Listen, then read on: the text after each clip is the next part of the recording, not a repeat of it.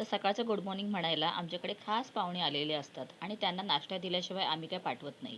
त्यानंतर आता आमच्या नाश्त्याची तयारी सुरू. तर आज ना कधी न जमणारं असं काम करायला घेतलेलं आहे, ते म्हणजे घावणे बनवायचं.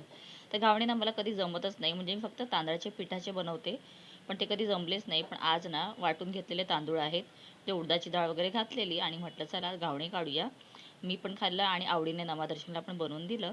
तर आता बाकीचा नाश्ता तर नंतर करायचंच आहे, आता थोडंफार खाऊन घेतलं. त्यानंतर नमाला म्हटलं की चला माझा मस्त हेअर स्पा कर, थोडा वेळ आहे तर म्हटलं स्वतःला थोडा केसांची जे हाल झाले होते ना त्याला थोडं रिकवर करूया. आणि नमाने पण मस्त अगदी छान असा माझा स्पा केला, हेड मसाज झाला. आणि ना आता मध्ये मध्ये जो ब्रेक मिळत होता त्याच्यामध्ये स्वयंपाकाची सुरुवातसुद्धा झालेलीच होती. तर बघेपर्यंत इथे आता चिकनसुद्धा होत आलेलं आहे. आणि आता ह्याला थोडंसं ना मसाला वगैरे घालून आणि थोडं पाणी टाकून मी आता कुकरला शिटी लावून ठेवून देईन.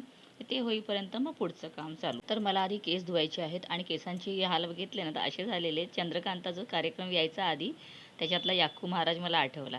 आणि आता पहा, मस्त एकदम छान आंघोळ केली, केस वगैरे स्वच्छ धुवून घेतलेले आहेत. आणि आता लहानपणी मी नम्रताला जसं केस पुसायची ना आंघोळीनंतर, तसं नम्रताने आज मस्त माझे केस एकदम ड्राय केले.